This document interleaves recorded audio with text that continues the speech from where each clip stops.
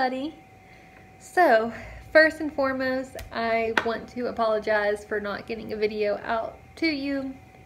I've had a lot going on in my life this past week, between getting some kind of scary news to my anxiety just skyrocketing between a few different things. I haven't really been myself, which means when my anxiety is high, it's a struggle for me just because I'm not all there mentally. I keep thinking things that I know aren't true and I know aren't going to be true, but it's how my mind goes.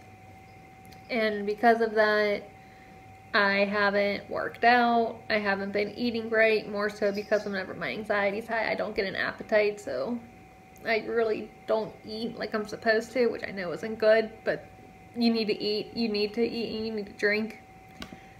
And it's just been so hard. Like, I haven't been able to write. It's a struggle. So I do apologize for not getting anything out to you sooner. And really, this video, I just kind of want to, in a way, I guess, like, open up about what I sometimes have to deal with. You know, with me, my anxiety comes from a few things. If I can't control my body, as in if I'm sick or I just have, you know, something that's like completely out of my control, I kind of stress about that because I am such an anal nut job whenever it comes to my health. And if something's not right and if I can't do anything to fix it, I stress over it, which is so stupid, and I know you shouldn't because it makes things worse, but I do. And then on top of that, my anxiety comes from anything that somebody might do to try to jeopardize and ruin what my husband and I have, which again is really stupid because I personally would never do anything to jeopardize that, and neither would he. So I already know, you know, like, nothing like that would happen because we both trust each other and we both believe, you know, we're here for the long run, and neither one of us would do anything like that. But it's been a really interesting and stressful week. And what happened was, Andy and I started dating back in 2011, so 8 years ago. We've been together for 8 years, and that's really crazy to think about.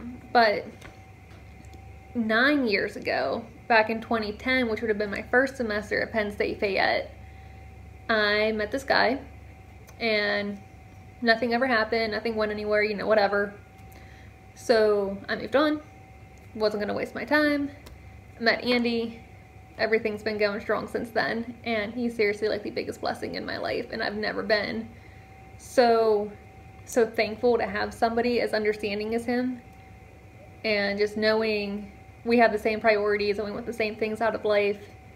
It really helps. It really does. It makes such a strong relationship and a strong bond that I think everybody should find at some point in their lives. But anyway, so for the last 8 years, this guy has been trying to message me.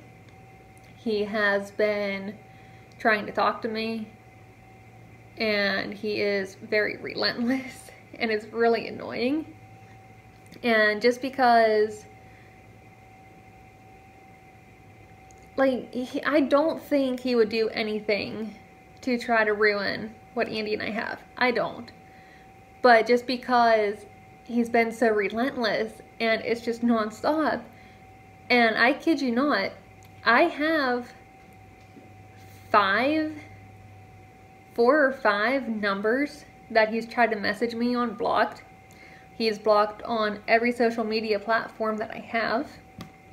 And it's just like he keeps finding ways to try to get a hold of me. And it's like, why?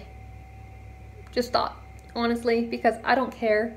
You message me, I block it immediately. It's been 9 years, 8 years. Go away. Take a hint, go away. And, you know, it's like, I have been in abusive relationships in the past. Not physically, just mentally. And part of me is still messed up about that. So anytime like this guy tries to message me, even though I tell Andy everything and he knows everything that's been going on, it just always seems like, okay, he's mad at me. Andy's mad at me because this guy is messaging me. And I know he's not. And I know he knows that I'm not stupid, obviously. But it's just like, he's mad at me. And until I talk to him about things, it's just like this nagging feeling in the back of my mind that my husband is mad at me for something I didn't do. So because of that, excuse me, sorry I have hiccups. But because of that, all day yesterday, I was making myself sick. All day. No reason, nothing. I mean, everything's still great and wonderful in our lives. But I'm still learning after 8 years of being with Andy that he really isn't like any of my exes. But because that's always what it's been, I just automatically assume he's still going to think that way, even though I know he doesn't and I know he won't.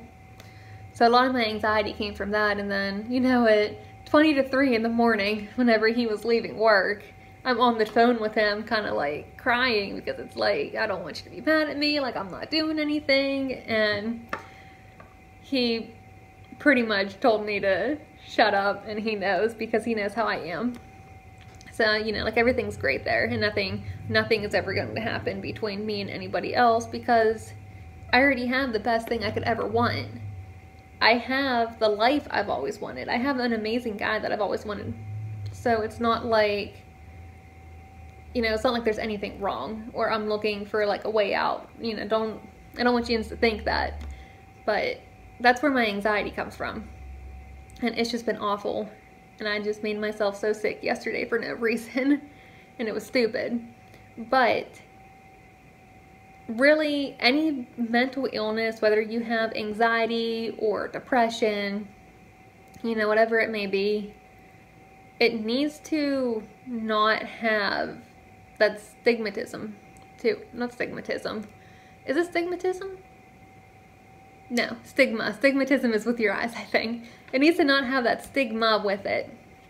You know, like you don't need to feel like you're not as great or, you know, you're not like anybody else just because you suffer from anxiety or depression, because you are. It's not that mental illness is normal or it should be normalized, but knowing that you can talk about it and open up about it and just know that there are people who truly care, then, you know, you're kind of like in the right step to getting better. You know, it shouldn't be something that you need to keep to yourself, or, you know, like you shouldn't feel like you're being judged because you have this. I've been dealing with anxiety since my senior year of high school. And it really started then when I had absolutely no control over anything. You know, it didn't matter. There was a lot going in my life back then between, you know, trying to find the college I want to, dealing with an abusive relationship, my mother being diagnosed with breast cancer, which thank God she is going on 11 years cancer free. But like there was just so much, and I didn't talk to anybody about it. I went to school 3 hours away and hated every second of it.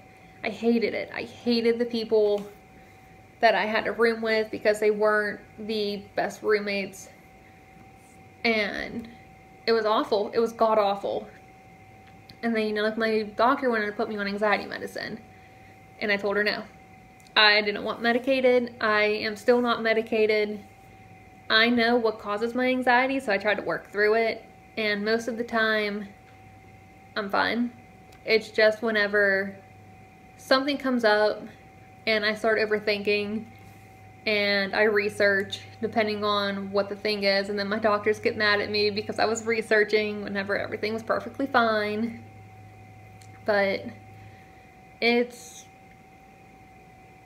complicated, and I have gone through depression, you know, not so much with my mom with breast cancer, but you know, just from some of my relationships, you know, they just like really messed me up. And I just remember the one time, you know, I was still living at my parents' house because I was still in college. And I just went into like this depression just because of something that was said to me. And I remember not leaving my room. All I wanted to do was sleep. I didn't eat. I didn't want to drink. You know, I remember my dad coming up a couple times to check on me, and like you could just see like in his eyes that, you know, like he was worried, he was concerned, but I didn't know how to like tell him what was bothering me. And then, you know, again, like I didn't want to get checked for it. I didn't want to talk to anybody. I just kind of had like this realization one day that this isn't me. This isn't who I want to be the rest of my life. Why am I doing this? Why am I torturing myself with all these thoughts, knowing it's going to make me be depressed and go back into like this depressive state? And me, my mom, my dad, we went down to my grandma's house and we played categories. And that was the first time in 2 weeks that I felt like my normal self. But, you know, like even going back to what happened yesterday with like this stupid guy, and it's not even like he's really doing anything. Like he's not stalking me. He doesn't know where I live. So I am thankful for that. But it's not like he's stalking me. It's not like he's threatening me. It's just annoying. And you know, again, just because of how my past relationships were, I just automatically assume that's how Andy's going to think. And I know it's not, because we joke about things all the time. We joke about this. We were joking about it, you know, all day today. So like everything is fine between us. But it was one of those things that I was trying to explain to my mom last night too.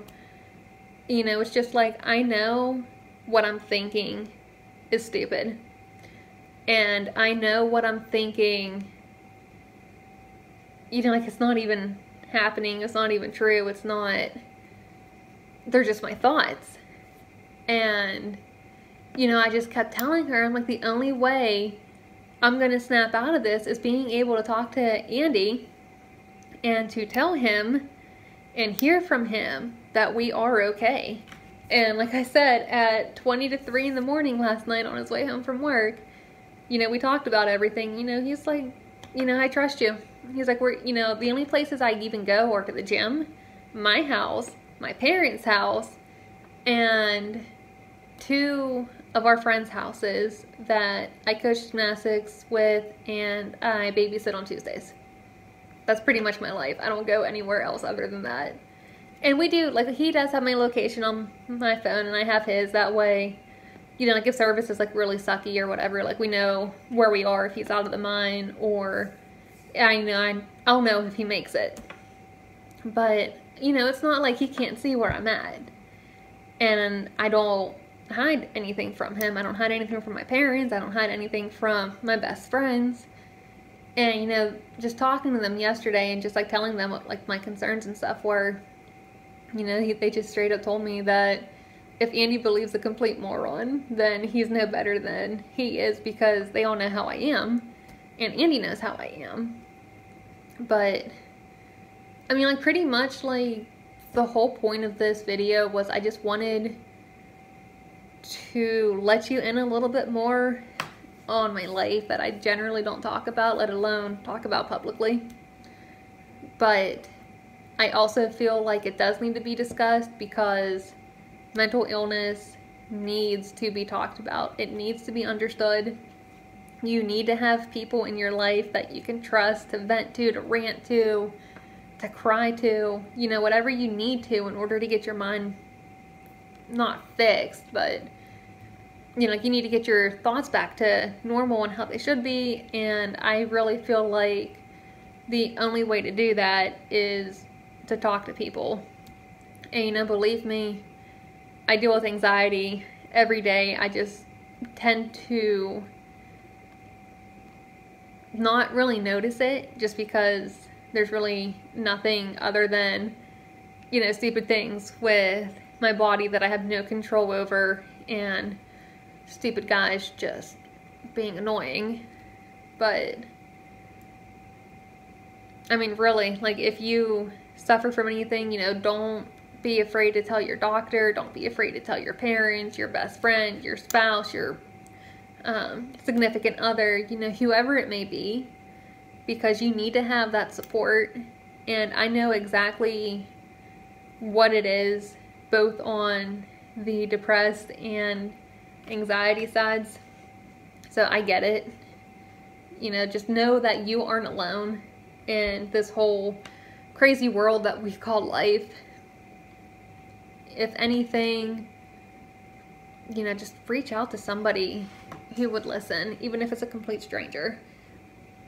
You know, like, it needs to be talked about and it needs to be focused on, and you need to not feel like you are trapped in this bubble, because you are capable of such amazing things.